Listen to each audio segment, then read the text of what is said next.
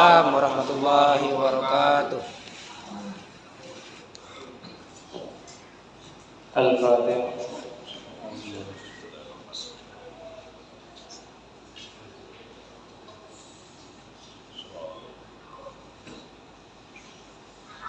Al-Fatihah.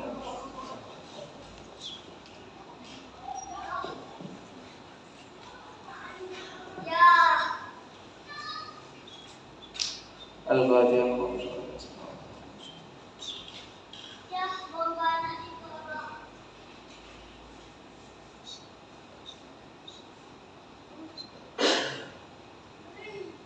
Al-Fatihah.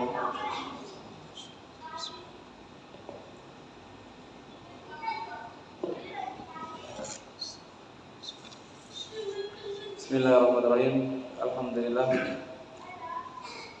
Wassalatu wassalamu ala Rasulillah wa ala alihi wa sahbihi wa man wala. Alhamdulillah kepada para hadirin yang dimuliakan Allah Subhanahu wa taala. Pada orang-orang tua kita yang kami muliakan. Alhamdulillah Allah memudahkan kita untuk bertemu lagi dalam kesempatan malam ini dalam suasana kebaikan, dalam acara kebaikan. Karena acara kebaikan ini bagaimanapun bentuknya pasti ada nilainya di sisi Allah Subhanahu wa taala. Sebaliknya, acara keburukan bagaimanapun bentuknya, bagaimanapun mewahnya, ini tidak ada nilainya di sisi Allah Subhanahu wa taala. Untuk materi kali ini ya, kita lanjutkan pengajian kemarin mengenai ketauhidan, ilmu tauhid, keesaan Allah Subhanahu wa taala. Karena ilmu fondasi kita ya, ilmu yang paling kita tekuni pertama kali setelah kita beriman ini adalah ilmu tauhid. Ilmu tentang keesaan Allah Subhanahu wa taala. Maka dalam kitab Jawahirul Kalamiyah terangkan, jika kamu ditanya, mal iman, apa itu iman? Maka jawabnya, al iman ang tu'minu billah.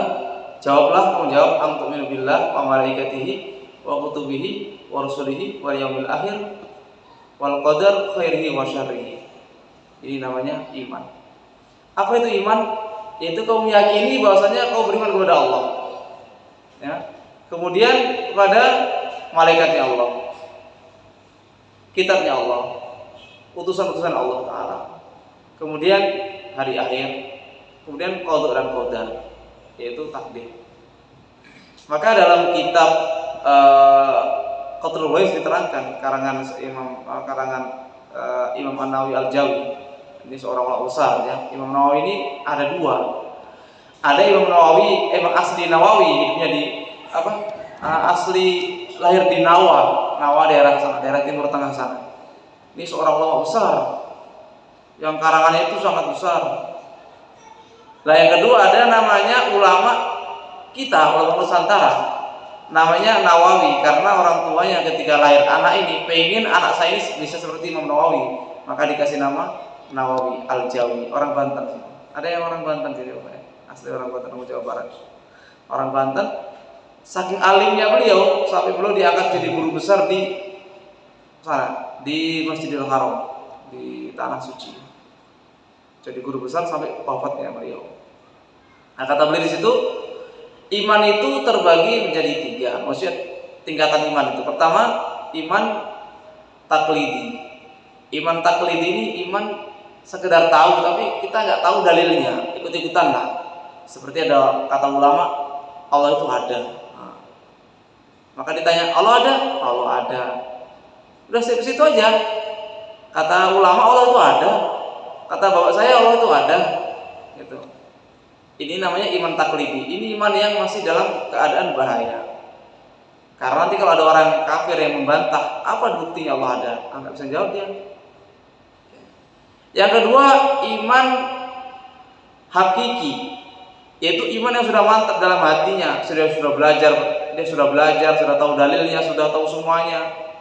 Ini iman hakiki yang udah masuk dalam hati. Ini udah imannya para nabi, para sahabat, para orang soleh yang betul-betul kokoh imannya ini, digoncang maupun nggak akan berubah. Ini hakiki. Yang ketiga iman istidlali, yaitu iman yang dengan dalil. Ya, usaha-usaha sekarang ya kita pelajarin lah, usaha kita inilah untuk menuju ke hakiki ini perlu iman istidlali dulu, perlu dalil dulu. Seperti kita ditanya, apa kamu yakin Allah itu ada? Ada, Allah ada. Apa dalilnya Allah ada? Adanya makhluk, ya kan? Makhluk ini ya kan? Adanya makhluk berarti menunjukkan Allah itu ada. Kok bisa? Iya. Gak usah jauh-jauh. Kalau ada hewan buas di ladang kita, ya ada gajah ya, yang di Langkamen sering kena gajah itu, besar itu gajah itu kan. Dia nggak lihat gajah, tapi di ladang dia tahu kok ada tapak gajah di situ. Berarti dia punya keyakinan gajah habis lewat dari sini. Ya nggak? Ini gajah. Nah, sudah jelas. Asar itu menunjukkan adanya perkara itu. Makanya kita nggak usah jauh-jauh. Adanya langit, adanya bumi, adanya makhluk, berarti menunjukkan siapa? Adanya yang menciptakan itu semua. La ilaha illallah. Maka di sini Imam Sayyid Marzuki, ini saya terangkan lagi. Sayyid Ahmad Marzuki ini orang luar biasa. Ya. Ini beliau itu orang luar biasa. Beliau seorang habaib. Habib itu cucunya Rasulullah Shallallahu Alaihi Wasallam. Makanya kenapa kok beliau sampai mimpi ketemu Rasulullah diajari, dilantunkan bait nadam tauhid ini, yaitu yang bernama Aqidatul Awam. Kenapa? Karena ketika zaman itu, ya waktu itu zaman beliau hidup itu, orang tuh keyakinannya pada kocar-kacir, pada aneh, karena dipahami oleh paham Mu'tazilah. Mu'tazilah itu pokoknya paham yang aneh, yang mengatakan manusia itu bisa bergerak dengan gerakannya sendiri, bisa berbuat dengan kekuatannya sendiri. Orang Mu'tazilah. Pokoknya kenapa kau pinter ya? Karena aku ini memang orang hebat. Aku ini setiap hari makan bergizi. Aku usaha makan bergizi ini makanya aku ini pinter. Tapi kalau ahli sunnah nggak begitu. Ahli sunnah wal jamaah ini dia menisbatkan semuanya kepada Allah Subhanahu Wa Taala. Gerakan, kekuatan. Loh, kamu kenapa minum? Dari siapa kok bisa minum? Gimana? Minum ini Allah Ta'ala berikan kekuatan aku untuk minum. Allah yang berikan aku kekuatan untuk minum. Bukan aku minum, bukan. Tapi Allah yang berikan kekuatan aku untuk bisa minum. Gitu. Maka ketika zaman itu akidah benar melenceng, di mana-mana melenceng, maka beliau mimpi ketemu Rasulullah Sallallahu Alaihi Wasallam, diberi bait akidah ini. Paham insyaallah ya? Makanya barang siapa menghafal akidah ini, dari mulai abdul bismillahirrahmanirrahim sampai wasuhul khalili, enggak semuanya kitab ini, Pak. Ada sekitar 26 nadhum. Kalau hafal ini, maka ada dua jaminan. Pertama, masuk surga. Yang kedua, akan mendapatkan cita-cita dia. Paham insyaallah ya? Sekarang kita lanjutkan. Wa ba'du fa'lam bi wujubil ma'rifah min wajibin lillahi asyri nasifah. Setelah itu maka ketahuilah dengan sangat mengetahui termasuk dari sebagian sifat wajib Allah SWT 20 sifat. Jadi kok kenapa ada konsep sifat wajib Allah 20, mustahil 20, kemudian sifat jaiz 1, kemudian sifat wajib bagi Rasul ada 4, mustahil 4. Kenapa dikonsep begitu? Ini untuk seorang itu kalau sudah memahami konsep gini, nanti dia akan lurus imannya, gitu. Akan lurus keyakinannya. Makanya diterangkan di sini, fa'alam biwujubil ma'rifah min wajibin. Maksudnya nggak semuanya orang itu bisa hafal dari sifat-sifat keagungan Allah, nggak semuanya. Min ini dalam bahasa Arab namanya sebagian. Karena kalau diterangkan sifat Allah itu nggak akan ada yang bisa mengukur. Nah, sekarang ada orang tanya, emangnya sifat wajib bagi Allah cuma 20? Enggak, Pak, cuma 20, tidak terbatas. Ya. Sifat wajib bagi Allah tidak terbatas. Allah itu maha luas, maha indah, sehingga makhluk nggak akan bisa membayangkan bagaimana keindahan Allah, nggak akan bisa membayangkan bagaimana kehebatan Allah, nggak akan bisa. Makanya sifat Allah itu sangat banyak. Maka untuk itu kita ini gak akan bisa memahami itu semua kecuali kita bisa tahu yang 20 ini, karena 20 ini bisa rangkuman dari semua itu. Kita tahu 20 ini, insya Allah bisa akan lurus juga iman kita, akan lurus iman kita ini. Yang pertama adalah yang kemarin kita sudah sampaikan, yaitu Allahu mawjudun, Allah itu ada. Sudah kita terangkan ya. Apa dalilnya Allah ada? Adanya makhluk. Kemudian yang kedua qadimun. Qadimun itu apa? Allah qidam, Allah terdahulu. Maknanya bagaimana terdahulu ini? Tidak ada awalnya. Tidak ada awalnya. Kalau makhluk Pak, kalau makhluk itu semua ada awalnya, makhluk itu. Semua pasti ada awalnya, coba. Langit, kemudian alam semesta ini, semua ada awalnya. Surga juga ada awalnya. Oke, kalau nggak ada awalnya, ya. Makanya Allah Ta'ala itu qadim, kemudian bakin, itu nggak ada akhirnya. Kalau makhluk itu ada yang nggak ada akhirnya, ada. Ya, kalau makhluk tuh, perhatikan, kaidahnya makhluk ini, makhluk tuh nggak ada yang nggak ada awalnya, pasti semua ada awalnya. Walaupun nggak ada akhirnya ada. Apa contohnya? Kayak bidadari, itu kan nggak ada akhirnya. Surga nggak ada akhirnya. Tapi dia ada cacatnya, apa itu? Dia ada awalnya, makanya nggak bisa jadi Tuhan. Kalau Tuhan itu nggak ada awalnya, nggak ada akhirnya. Kalau insya Allah ya, ini keimanan kita. Makanya ada orang orientalis orang nggak percaya adanya Tuhan. Dia dibilangin dalil apa aja, kita kasih dalil ini Pak, nggak tahu dia, nggak mau tahu. Apa itu dalil itu, nggak tahu dia. Maka orang orientalis ini nggak akan ngerti dia. Orang orientalis ini orang yang nggak punya Tuhan. Kayak sekarang namanya itu komunis lah. Komunis. Dia mengatakan Tuhan dia itu akal dia. Komunis, orang komunis. Maka ada seorang ulama dia jadi debat. Apa ada sesuatu? Kalau kita ketemu orang kayak gitu Pak, kita nggak jangan jawab sama dalil, nggak akan ngerti mereka. Mereka bukan orang Islam, nggak tahu adanya Allah. Jadi ditanya, apa ada sesuatu nggak ada awalnya, nggak ada akhirnya? Kan kita terangkan Allah itu nggak ada awalnya, nggak ada akhirnya. La ilaha illallah. Maka dia bilang, dia menyanggah, orang orientalis itu menyanggah. Apa ada sesuatu itu nggak ada awalnya, nggak ada akhirnya? Jawabannya gimana? Ada. Kita kasih aja, kasih dalil yang apa namanya itu, yang nyata aja. Apa itu?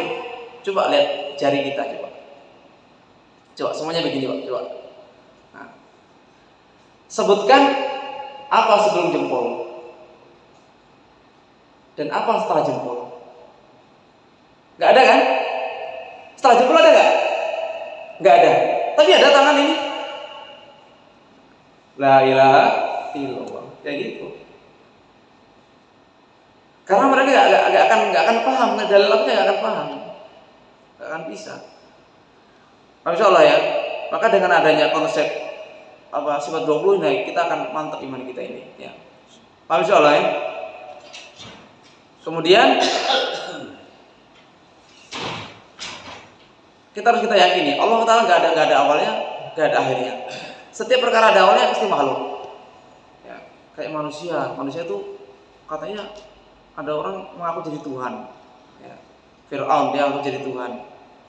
Dia bisa apa namanya itu, dia nggak sakit bertahun-tahun, 40 tahun nggak sakit, nggak pernah ini. Dia mengaku jadi Tuhan. Sebenarnya itu bisa dibantah. Nah dulu Fir'aun dari apa terbuatnya? Apa ada dengan sendiri yang kayak gitu? Kan nggak ada. Makanya kalau perkara itu ada awalnya, itu bukan Tuhan. Ya, apa itu namanya? Makhluk. Ya kan? Dalam kitab itu diterangkan setiap perkara ada awalnya makhluk. Makanya kalau Tuhan itu ada awalnya, berarti itu makhluk, bukan Tuhan. Masya Allah ya. Kemudian setelah itu bakin. Bakin itu nggak ada akhirnya.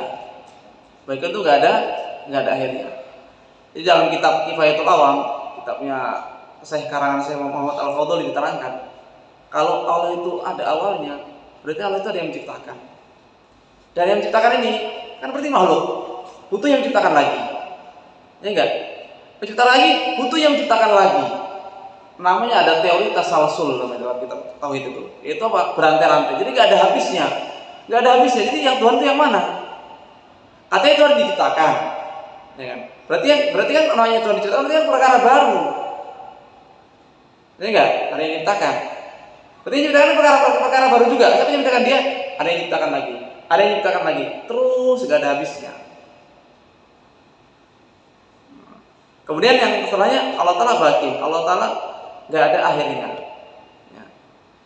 Dan qadimun baqi kenapa selalu bersamaan? Karena biar enggak disangkal. Karena makhluk itu memang ada makhluk itu yang enggak ada akhirnya. Maka di sini terangkan enggak ada awalnya, enggak ada akhirnya. Itu enggak ada kecuali hanya siapa? Allah Subhanahu wa ta'ala. Kemudian mukhalifun lil khalqi. Allah Ta'ala berbeda dengan makhluknya. Perhatikan. Ini paling penting, Pak. Mukhalafatul hawadisi. Ini kenapa orang sekarang banyak melenceng, banyak akidahnya itu melenceng karena enggak paham mukhalafatul hawadisi. Itu. Allah berbeda. Berbeda itu bukan hanya dalam segi ini, dalam seluruh segi berbeda. Dalam seluruh segi berbeda. Makanya coba kita lihat Tuhannya selain konsep Tuhan selain umat Islam, Pak. Seperti Tuhannya orang Kristen. Dia mengatakan Tuhan Allah juga, dia mengatakan Tuhan Allah. Tetapi dalam kitab-kitab mereka, ya, namanya Tuhan itu nggak sama seperti makhluk. Seperti apa? Contoh, Tuhan itu nggak mati. Tuhan itu nggak tidur. La ta'khudhuhu sinatun wa la naum. Tidak mengantuk, tidak makan, tidak minum. Ya. Diterangkan dalam kitab mereka, Tuhan itu mati. Karena kata mereka, Yesus itu kan disalib, Yesus itu mati, kemudian diangkat ke langit, katanya gitu. Padahal itu sebenarnya bukan Nabi Isa, itu Yudas dan Karet. Makanya kalau kita ada sanggahan sama mereka, gampang aja, kita nggak usah bingung. Loh, itu orang Kristen juga punya Tuhan, kata siapa? Masa kau ragu? Nah itu kata mereka, Tuhan Allah. Tuhan siapa? Itu bukan Tuhan, itu makhluk. Kok bisa? Iya. Kau tanya sama mereka, apakah Tuhan itu mati? Mereka nggak akan bisa jawab. Nanti kalau mereka jawab bilang Tuhan nggak mati, di kitab mereka Tuhan itu mati. Itu sudah itu mati, kan disalib itu mati, itu diangkat ke langit. Kalau mereka mengatakan mati, berarti bukan Tuhan. Ketahuan kedok mereka, bukan Tuhan. Apa Tuhan kok mati? Ya. Insyaallah ya. Inilah makanya di Quran itu Allah Ta'ala banyak menerangkan seperti sumastawal arsh, ya. Allah Ta'ala itu dalam arti yang kita baca dalam Quran Bapak yang Bapak terjemahan yang Bapak baca itu artinya kemudian Allah Ta'ala bersemayam di arsh. Itu harus kita pahami dengan paham Ahlus Sunnah, ya. Ya, harus pahami dengan paham Ahlus Sunnah. Maksudnya gimana? Bukan Allah Ta'ala itu bersemayam duduk seperti kita ini. Makanya dulu ada orang yang paham ketika itu sekarang dipakai oleh paham Wahabi itu, yaitu paham Mujassimah, adanya penyamaan antara Allah dengan makhluk yang disampaikan oleh Ibnu Taimiyah ketika itu. Seorang ulama Ibnu Taimiyah mengatakan Allah Ta'ala duduk di arsy seperti duduknya saya ini, katanya. Ini nggak benar. Loh, kok nama nggak benar? Enggak, karena ada penyerupaan antara Allah dan makhluk. Loh kan? Karena saya nggak menyerupakan, cuma menyerupakan duduk, ya nggak bisa. Sekarang kayak gini, Pak. Kalau Allah duduk, berarti kan Allah butuh sama ruang, ya kan? Allah butuh sama ruang. Sekarang besar mana ruang sama Allah? Kan nggak akan bisa dipahami. Sekarang kita ini, Pak, kita sama kursi ini besar mana coba? Kalau kita besar kita, bisa kita duduk. Berarti kan kita menempati ruang. Berarti kan makhluk menempati ruang, ya enggak? Kalau Allah nggak kayak gitu, karena Allah Ta'ala itu nggak menempati ruang. Nah sekarang ini, kalau Allah Ta'ala bersemayam di arsy, lah arsy itu kan makhluk Allah. Sebelum arsy itu ada, Allah di mana? Kan nggak akan bisa dipahami gini. Makanya kita nggak usah bingung. Pokoknya Allah Ta'ala nggak seperti makhluknya. La ilaha illallah. Nah terus memahami ayat ini gimana di Quran itu? Sumastawal arsy, Allah Ta'ala bersemayam. Itu maknanya bukan bersemayam di situ. Itu di ulama tafsir sudah sepakat. Bapak lihat nanti di tafsir Qurtubi, tafsir Ibnu Katsir, di Quran, di tafsir yang besar-besar itu makna istawa itu bukan bersemayam maknanya. Maknanya istaula. Istaula itu artinya menguasai. Artinya apa? Menguasai. Summa stawa al arsy, Allah menguasai arsy. Maksudnya kayak gitu. Maknanya apa? Berarti Allah menguasai alam semesta.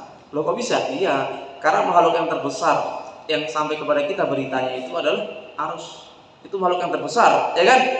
Wa arsyu 'alal ma' wasi'a kursiyyus samawati wal arsy. Ya. Jadi apa namanya itu makhluk yang terbesar yang sampai kepada kita beritanya itu arsy.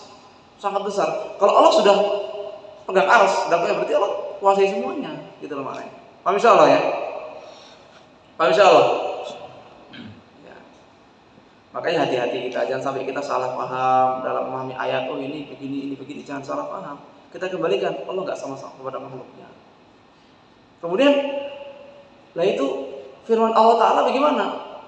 Apakah firman Allah Ta'ala sama kayak kita? Perkataan Allah tidak. Dalam kitab Dasuki diterangkan,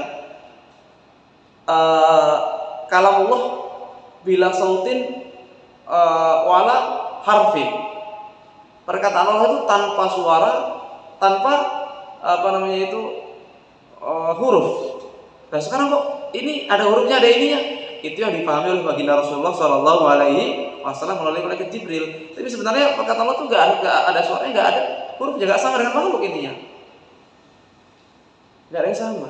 Nah sekarang makhluk ini coba, kalau dibilang Allah sama kayak kita ya makhluk ini ya gampang sakit ya enggak. Kemudian dikit tua, ya nggak bisa lah sama kita gitu. Paham insyaallah ya. Makanya kita harus hati-hati. Nah sekarang kayak gimana cara kita bisa terus mantap dalam ini? Ya kita selalu latihan. Lihat apa saja yang kita pandang hanya Allah Subhanahu wa taala. Lihat makhluk, ingat Allah Subhanahu wa taala. Lihat keindahan, ingat Allah Subhanahu wa taala. Paham insyaallah ya? Kemudian ini harus dipahami juga, sekarang ini banyak orang sekarang ada satu kelompok mengatakan suka mensyirik-syirikan orang, suka membid'ah-bid'ahkan, ya. Dikira kita syirik, dikira kita ini, ya. Ini nggak benar. Segala sesuatu yang ada tuntunan syariatnya, ada dalilnya, ini semuanya adalah kebaikan. Insyaallah ya. Mungkin habis ini ada yang tanyakan mengenai yang setelah kita bahas tadi. Ada yang masih belum paham, ada undang-undang yang belum mau ditanyakan, boleh nanti saya jawab sebentar insyaallah. Waalaikumsalam. Nah, tadi disebutkan bahwasanya Allah itu menurunkan firman-Nya itu atau wahyu-Nya itu kepada Rasulullah itu kan tidak berbentuk kata dan huruf kan begitu. Apakah itu sama juga dengan nabi-nabi yang sebelumnya menerima kitab Zabur, Injil atau Taurat? Sama, semuanya sama. Jadi Allah Ta'ala utus seorang rasulnya, yaitu seorang utusannya itu malaikat Jibril, ya. Malaikat Jibril itu Allah utus untuk semua para nabi. Itu tugas malaikat Jibril itu namanya tugas apa? Untuk mengirim wahyu. Nabi Musa Allah Ta'ala beri kitab Taurat, Nabi Daud Allah beri kitab Zabur, Nabi Isa Allah Ta'ala beri kitab Injil, Nabi kita Allah Ta'ala beri Al-Quran, semuanya gitu. Ini tanpa suara, tanpa huruf. Ya, yang dipahami oleh Jibril itu disampaikan disampaikan dari Rasulullah SAW. Kemudian dari Rasulullah SAW berupa ucapannya Rasulullah Sallallahu Alaihi Wasallam. Masyaallah ya. Gitu. Nah, kalau nanti bilang Allah Taala berkata seperti ini, lafaz begini kan sama kayak makhluk namanya kayak gitu. Makanya yang dipahami oleh Rasulullah SAW begitulah firman Allah Taala. Itu yang kefahaman Rasulullah Sallallahu Alaihi Wasallam. Insyaallah lagi mungkin, ya kan? Katanya kan seperti nabi-nabi sebelumnya itu bahwasanya penyampaian firman itu sesuai dengan bahasa pada kaumnya. Iya. Makanya yang kan bahasanya Nabi itu. Makanya Nabi siapa? Nabi Musa kan pakai bahasa Ibrani itu kan. Kan bahasa itu kan bahasanya Nabi Musa. Karena kalau firman Allah Taala itu enggak seperti itu. Yang dipahami Nabi Musa itulah sama Nabi Musa itu sajikan dengan bahasa beliau. Insyaallah ya.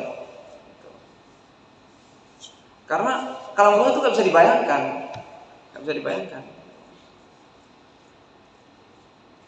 Ada lagi mungkin? Ini hati-hati kita harus tetap harus hati-hati betul nih kan.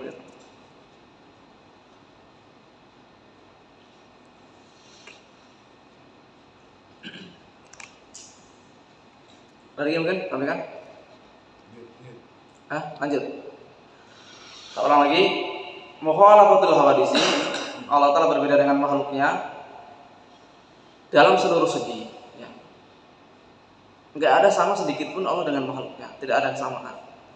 Dan itu ada orang dapat titisan dari Tuhan itu, dia mengaku jadi nabi titisan dari Tuhan, apa?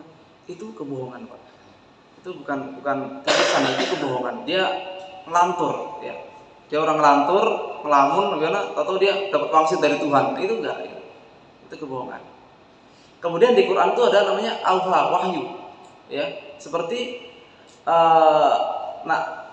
itu wahyu yang Allah Ta'ala berikan kepada istrinya, ibunya Nabi Musa. Wa auhayna ila ummi Musa an ardi'i. Fa idza khifti 'alaihi fa'alqihi fil yammi wa la takhafi wa la tuhzini. Jadi aku wahyukan kepada ibunya Nabi Musa. Lah, berarti ibunya Nabi Musa nabi? Bukan begitu. Jadi itu yang mewahyukan ada mereka Jibril juga itu makanya. Tapi enggak semua langsung jadi nabi enggak. Nah. Makanya wahyu di sini maknanya bukan wahyu turun ayat itu bukan. Pak wahyu ini maksudnya adalah ilham. Maksudnya adalah ilham. Allah Ta'ala berikan ilham dan mereka Jibril kepada siapa? Kepada ibunya Nabi Musa untuk menyusui bayinya. Kalau udah khawatir suruh taruh di peti, suruh dialirkan ke sungai Nil tersebut. Ini maknanya bukan wahyu Allah Ta'ala mereka Jibril ngasih ayat-ayat kepada ibunya Nabi Musa, bukan, tapi ilham kebaikan. Insyaallah ya. Kemudian Allah Ta'ala itu maha besar, ya, maha kuasa, maha segala-galanya. Dan Allah Ta'ala itu beda dengan dalam segala segi. Sekarang ada orang begini bilang, ada orang tanya, lah kalau Allah nggak bisa dibayangkan, gimana Pak? Nanti, ya nggak gimana? Ya, kalau masih bisa dibayangkan, berarti bukan Allah lah namanya, makhluk gitu, ya kan? Besarnya segini, coba lah, makhluk itu mesti semua bisa dibayangkan. Coba mau bikin rumah, ukurannya begini, pergi pabrik begini, kan bisa dibayangkan. Ini makhluk. Nah makhluk itu nggak bisa dibayangkan. Terus nggak bisa dijihadkan, nggak bisa diarahkan di sana, di sini, di depan, di belakang, di atas, nggak bisa. Allah itu bebas dari itu. Loh kok bisa? Iya. Kalau gini Pak, saya akan tanya. Sekarang apa bilang di depan. Kapan ada di depan Pak? Setelah adanya alam semesta. Ketika belum adanya tempat, ketika tidak adanya tempat, apakah bisa ditentukan?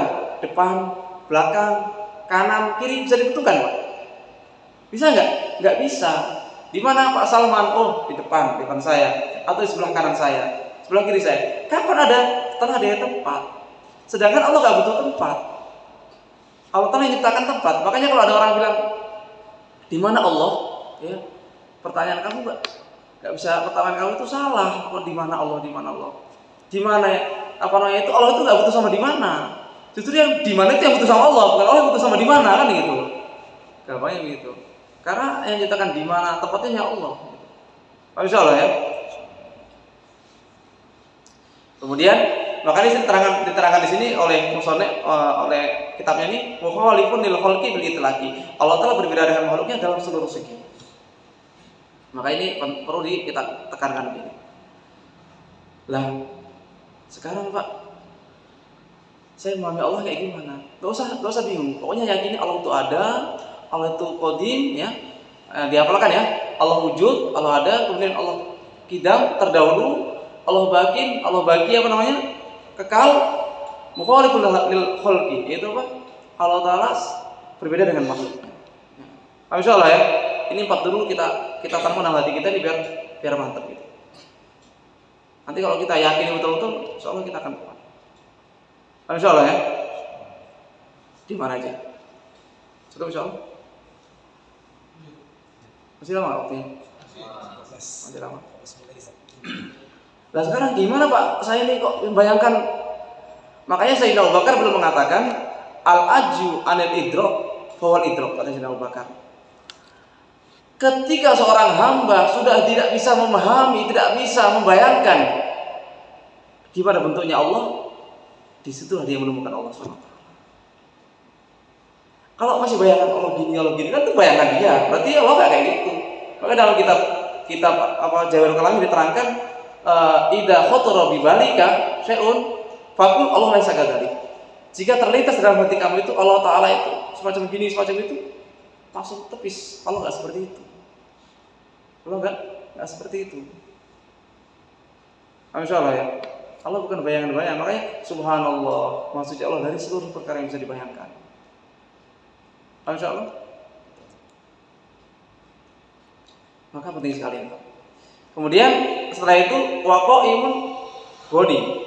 Allah Taala dalam sifat yang setelahnya qiyamu bi nafsi. Allah Taala berdiri sendiri. Maksudnya gimana? Enggak butuh dengan selainnya. Kalau kita ini Pak, kenapa kita menikah? Karena kita butuh wujudnya seorang anak. Ya. Kenapa kita butuh seorang anak? Nanti bisa bantu kita ketika tua, bisa mendoakan kita. Tapi kalau Allah enggak, qiyamu bi nafsi, Allah Taala enggak butuh sama segalanya sedikit pun. Lah kenapa Allah Taala ciptakan alam semesta, alam ini? Ya maunya Allah kayak gitu. Jadi kalau ada orang tanya sama kalian, sama kita semua, lah kalau Allah nggak butuh sama makhluk, kenapa Allah ciptakan makhluk? Allah Taala ciptakan alam semesta, Allah ciptakan langit bumi, kenapa? Kita nggak usah bingung, nggak kenapa-napa. Ya memang Allah maunya kayak gitu, ya terserah Allah lah. Gitu. Cuman ada hikmahnya. Apa hikmah penciptaan ini? Nah, kata Sayyidina Ibnu Abbas sudah mengatakan hikmah penciptaan Allah Taala, penciptaan manusia dan jin apa? Hikmahnya untuk ilmu dan ibadah. Wa khalaqtul jinna wal insan illa liya'budun, untuk ilmu. Makanya ilmu di mana saja ilmu nggak akan hancur sampai hari kiamat. Ada dua golongan Pak yang Allah jaga sampai hari kiamat. Pertama yaitu ahli ilmu. Dalam hadis terangkan yahmilu hadzal ilma min kulli khalafin uduhu. Setiap zaman pasti ada orang alim, orang yang akan membela agama Allah Taala sampai akhir zaman. Yang kedua siapa? Ahli dakwah, ahli perjuangan agama. Rasulullah SAW bersabda, la tazaru ta'ifatu min ummati dhahirina 'alal haq. Itu ahli dakwah. Coba di mana aja kayak gitu. Ketika Islam mau diruntuhkan, ada orang yang membelanya. Pasti. Makanya dengan kita ada ilmu, ada dakwah inilah iman akan masuk dalam hati kita. Insyaallah ya. Kemudian apa kaitan ilmu sama dakwah ini? Ya, kaitannya agar kita ini tahu hukum Allah SWT. Ya. Makanya hukum Allah banyak. Saya baca dalam kitab Kabair karangan Syekh Ibnu Hajar, diterangkan di situ bagaimana kita pentingnya berbakti sama orang tua. Berbakti sama orang tua. Loh, kok kita habis tauhid kok bicara orang tua? Iya, Pak. Karena orang tua itu Allah dudukkan Allah Taala setelah iman. Nah, setelah iman nanti wabil walidaini ihsanan. Dan itu kan gitu. Setelah kita iman, setelah Allah berpesan apa? Setelah kita beriman kepada Allah, jangan sampai kita durhaka orang tua kita. Makanya ketika zaman sahabat ada seorang, saya cerita ini dalam kitab Kabair, seorang pemuda namanya Alqamah. Alqamah ini seorang pemuda yang di situ dengan kasirus sedekah. Banyak puasa, banyak sholat, banyak sedekah. Ini seorang sahabat sama Alqamah. Tapi ketika mati nggak bisa mengucapkan syahadat, Pak. Maka Rasulullah utus 3 sahabat, namanya Sayyidina Bilal, Sayyidina Ammar, sama Sayyidina Suhaib dalam riwayat yang saya baca itu. Siapa? Sayyidina Bilal, Sayyidina Ammar bin Yasir, sama Sayyidina Suhaib. Diutus ke sana untuk menalkinkan Sayyidina Alqamah karena seorang sahabat ini. Maka ditalkinkan ke sana, ditalkin nggak bisa, Pak. Maka lapor ke Rasulullah, ya Rasulullah nggak bisa mengucapkan. Maka Rasulullah tanya, apakah masih punya orang tua? Masih punya seorang ibu? Maka kata sahabat tadi, masih ada ibunya, sudah sangat tua. Ya udah, gini aja, ibunya sudah datang ke saya. Kalau dia mampu, kalau nggak mampu aku yang datang ke dia. Maka Sayyidina Bilal tadi sampaikan kepada ibunya, wah Ibu Alqamah, saya dapat pesan dari Rasulullah SAW, kalau engkau mampu, mohon datang ke Rasulullah. Tapi kalau engkau nggak mampu, biar Rasulullah datang di sini. Maka kata ibunya, demi jiwa beliau, saya siap jadi tebusan beliau. Masa saya nggak mau datang? Akhirnya beliau langsung bersandar di mana? Di suatu tongkat beliau. Tongkatnya langsung beliau datang ke Rasulullah SAW. Akhirnya datang ke Rasulullah SAW. Maka Rasulullah tanya, oh ya ibu, ada apa dengan Alqamah? Ya nggak ada apa-apa kan, namanya seorang ibu kan. Dia gimana? Tanya keadaannya. Gimana keadaan Alqamah? Kata Rasulullah SAW.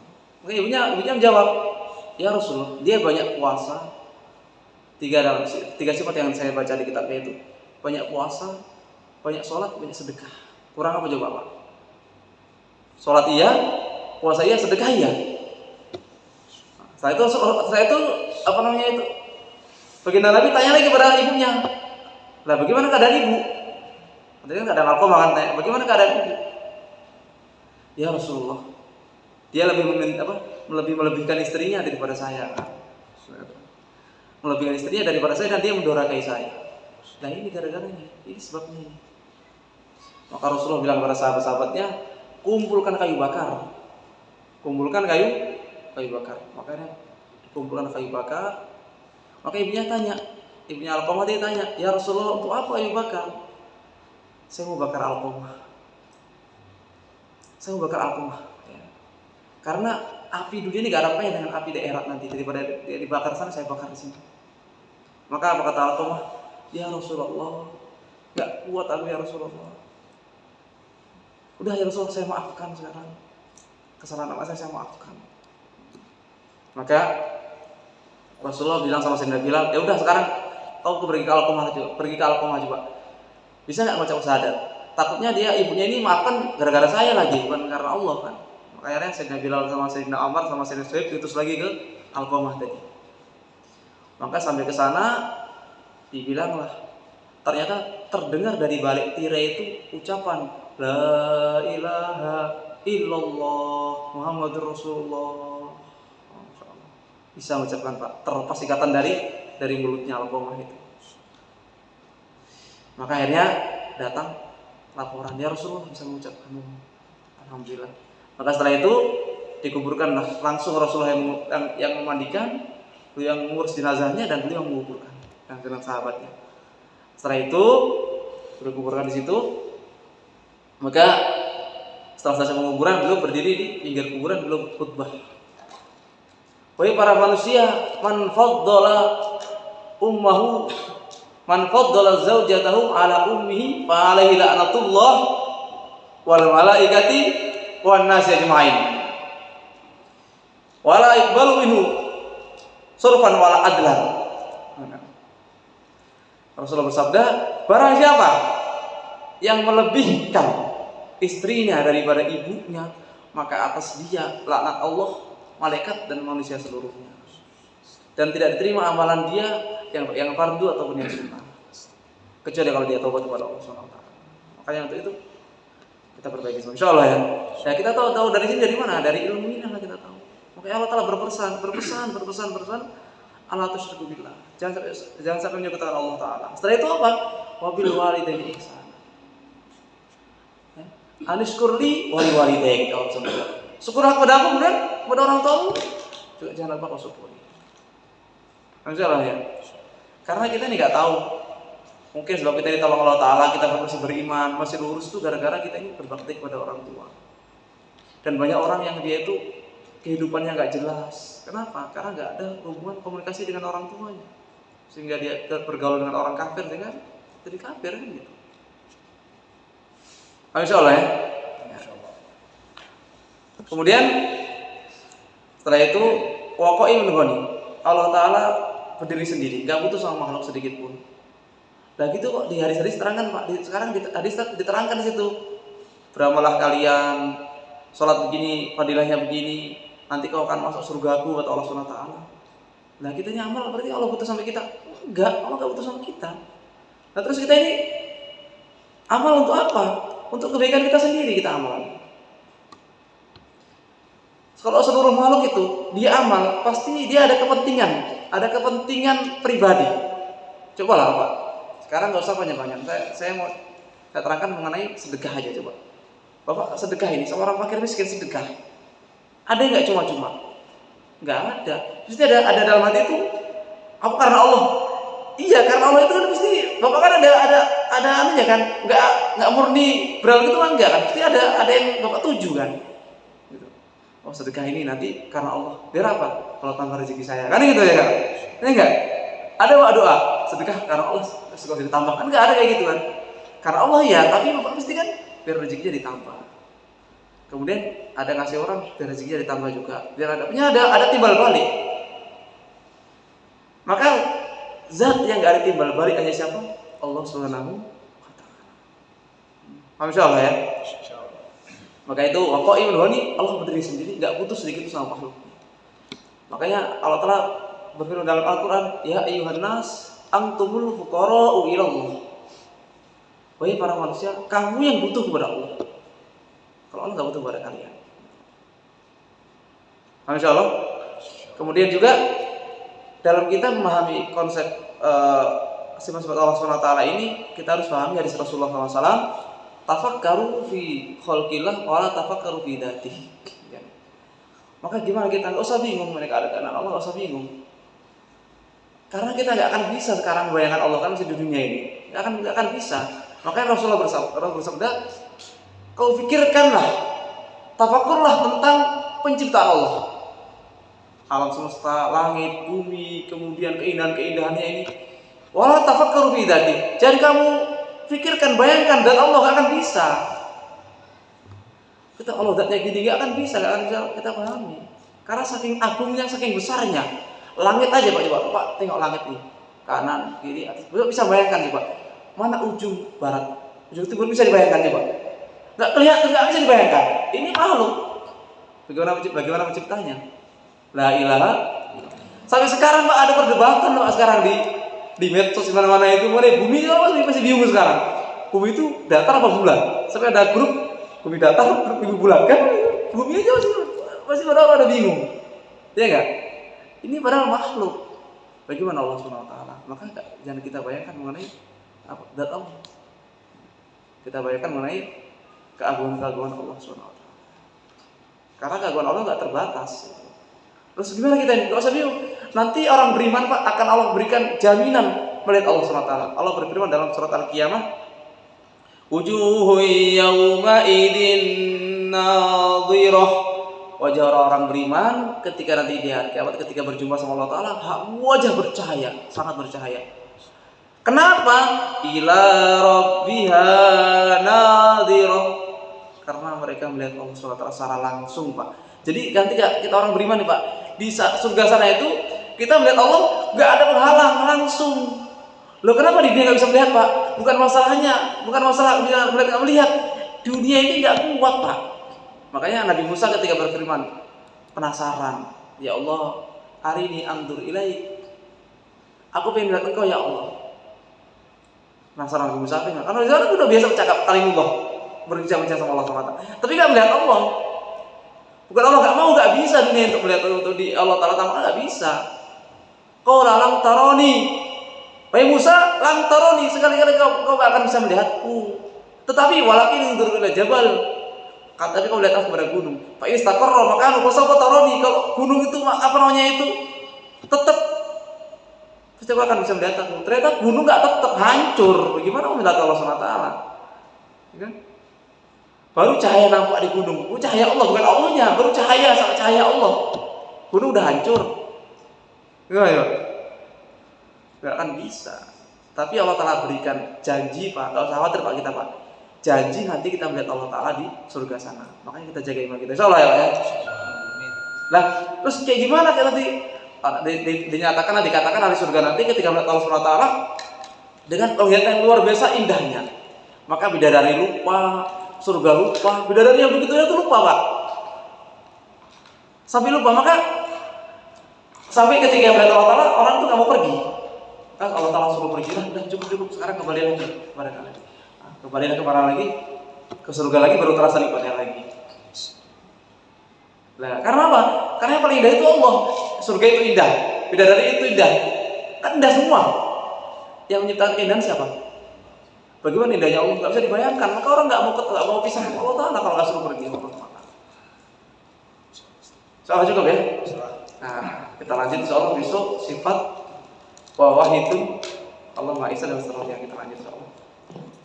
Semoga Allah Ta'ala terima kita, Allah Ta'ala mudahkan kita untuk mengamalkan. dan menyampaikan, dan semoga Allah Ta'ala jaga iman kita sampai akhir hayat kita. Al-Fatihah.